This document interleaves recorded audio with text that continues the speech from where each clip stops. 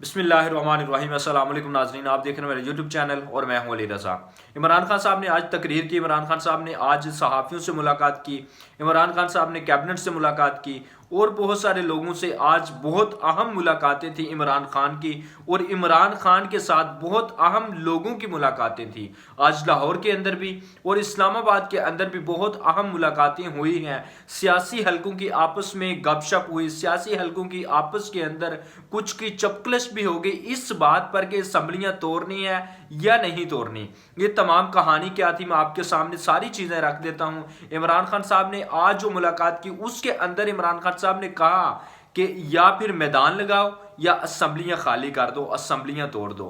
इमरान खान साहब ने इदारों को, मुक्तदर हलकों को भी खुला पैगाम दिया है कि अब मुदाखलत नहीं चलेगी, अब मुदाखलत ना की जाए किसी भी किस्म की। हम आपके साथ थे, हम आपके साथ हैं और हम आपके साथ रहेंगे तब तक जब मुल्की मफाद के लिए आप काम करेंगे। लेकिन जब अपने मफाद के लिए आप सियासत को बीच में ले आएंगे फिर हम आपका लिहाज नहीं करेंगे। ये इमरान खान साहब ने वाज़ेह पैगाम दिया है। और इमरान खान साहब ने आज खूब तनकीद की जनरल बाजवा पर और बहुत सारे लोगों पर। फिर खान साहब ने यह भी कहा कि अब नवाज शरीफ पाकिस्तान वापस आने की बातें कर रहा है तो किस मुंह से वापस आएगा। नवाज शरीफ अगर वापस आता है तो ये NR2 जो इनको दिया गया था, जनरल बाजवा ने इनको NR2 दिया, और जनरल बाजवा ने NR2 देने के बाद मुल्क की जो माली हालत, जो मुईशत का हाल किया, वो कोई दुश्मन भी इस तरह किसी भी मुईशत के साथ, किसी भी मुल्क के साथ नहीं करता। इमरान खान साहब ने और भी बहुत सारी बातें की, वो तमाम की तमाम बातें मैं आपके सामने उनकी रख देता हूं। लेकिन फिर इमरान खान साहब ने एक बड़ी अहम बात की। उन्होंने कहा इनको NR2 दिया गया, ये अब मुल्क के अंदर तमाम लोग आना चाहते हैं। सुलेमान शहबाज जो है वो अब पाकिस्तान के अंदर तशरीफ ला चुका जनाब, 14 दिन की उसको जमानत मिल जाती है। अब नवाज शरीफ भी वापस आना चाहता है। जो इनके गवाहान थे वो आहिस्ता आहिस्ता हार्ट अटैक से मर जाते हैं। तो इमरान खान साहब ने कहा कि कैसे मर जाते हैं ये, और तो किसी के नहीं मरते। तो बात ठीक है कि और किसी के नहीं मरते, इन्हीं के जो गवाहान होते हैं, जिन्होंने इनके खिलाफ गवाहियां देनी होती हैं अदालतों के अंदर, वो जनाब आहिस्ता आहिस्ता उनको किसी को अटैक हो जाता है, किसी को कोई बीमारी लाहक होती है और वो मर जाता है। लेकिन वो जो 3 साल 4 साल 5 साल सियासत करते हैं, अपनी गलतियां छुपाने के लिए NRO लेते हैं और फिर जनाब इदारों के साथ मुकमका करके डील के जरिए से बाहर चले जाते हैं, उनको कोई नहीं पूछता। और बहुत सारी इमरान खान साहब ने बातें की। क्या क्या कहा, आर्मी के मुतल्लिक उन्होंने बात की। इमरान खान ने कहा कि इदारे में मौजूद काली बेरों के खिलाफ कार्रवाई करके इदारा अपना वकार बुलंद कर सकता है, और माजी के अंदर भी कर सकता था, लेकिन नहीं किया गया ऐसा। फिर आपने कहा इमरान खान ने कि जब हम हुकूमत में थे तो जनरल बाजवा ने कहा था कि एहतसाब को भूल जाओ, मुईशत पर तवज्जो दो, यानी कि एहतसाब ना करो, मुईशत पर तवज्जो दो। लेकिन खान साहब उनकी नहीं सुनते थे, वो इनकी नहीं सुनते थे। मुईशत भी गिरती गई, मुल्क भी गिरता गया, हुकूमत भी गिर गई, और जो इक्तदार जिनको डील के जरिए से देना था वो भी उनके हवाले कर दिया गया।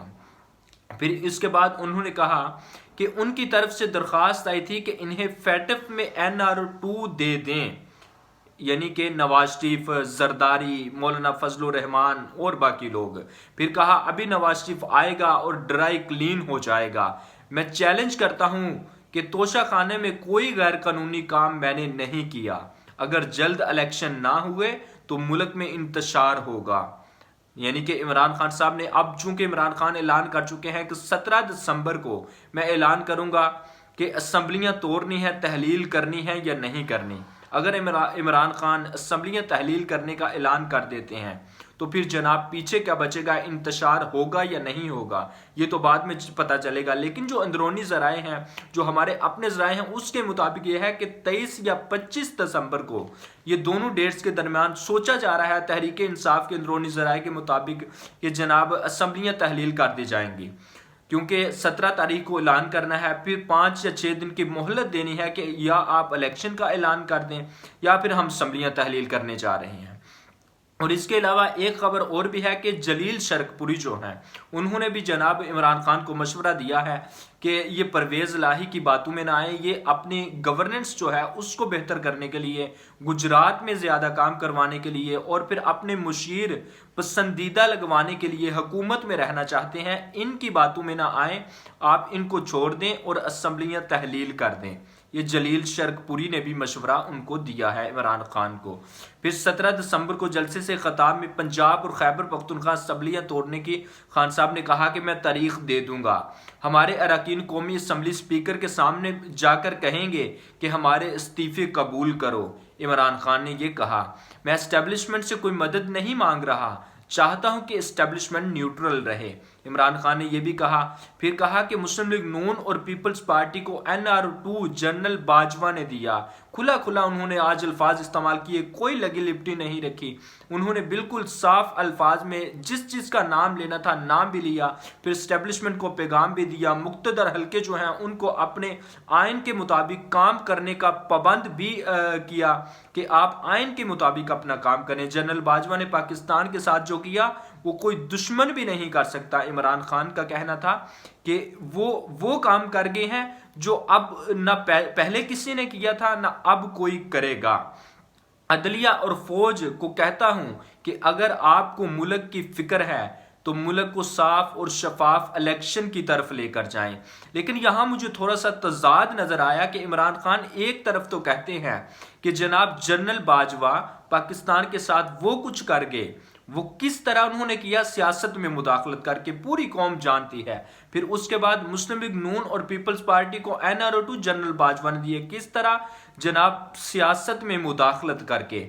پھر عمران خان نے جملہ کہا کہ میں اسٹیبلشمنٹ سے کوئی مدد نہیں چاہتا، لیکن اسٹیبلشمنٹ نیوٹرل رہے، بس میں یہ چاہتا ہوں۔ لیکن ساتھ ہی عمران خان نے یہ بھی کہا کہ عدلیہ اور فوج کو کہتا ہوں کہ اگر آپ کو ملک کی فکر ہے تو ملک کو شفاف اور شفاف الیکشن کی طرف لے کر جائیں۔ عدلیہ اور فوج کس طرح الیکشن کی طرف آئینی طور پر لے کر جا سکتی ہے، یہ عمران خان نے بتانا ہے، عمران خان نے مشورہ دینا ہے۔ یہاں کچھ ایک طرف تو عمران خان کہہ رہے ہیں کہ نیوٹرل رہیں، دوسری طرف کہتے ہیں کہ عدلیہ اور فوج کو مشورہ دیتا ہوں کہ الیکشن کی طرف لے کر جائیں اس ملک کو۔ آئینی طور پر تو نہیں لے کر جا سکتے، لیکن اگر کوئی اور راستہ ہے تو عمران خان ضرور مشورہ دیں، پارلیمنٹ کے اندر بھی مشورہ دیں، کیبنٹ کو بھی مشورہ دیں اور اپنی تقاریر اور جلسوں کے اندر، اور اگر 17 دسمبر کو عمران خان اسمبلیاں تحلیل کر دیتے ہیں تو پھر اس ملک کا کیا حال ہوگا، کیونکہ پہلے ہی یہ ملک جو ہے اللہ نہ کرے کچھ ایسا ہو ڈیفالٹ کے قریب پہنچ چکا ہے۔ جو حالت اس وقت اس حکومت نے اس ملک کی کر دی ہے، اب سے 5 سے 6 ماہ پہلے تقریباً 8 ارب کے اثاثے تھے اس ملک کے، لیکن اب 4 سے 5 ارب کے رہ چکے ہیں، جن میں ابھی کرپشن مزید ہونی ہے اور باقی ہے۔ اب دیکھیں کہ عمران خان آنے والے دنوں میں کیا اعلانات کریں گے، عمران خان کیا کہیں گے، اسمبلیاں تحلیل کریں گے یا نہیں کریں گے۔ اب تک کے لیے اتنا ہی، مجھے اجازت دیجیے، اپنا بہت سارا خیال رکھیے گا اور اپنے اس چینل کا بھی۔ اللہ حافظ ناصر۔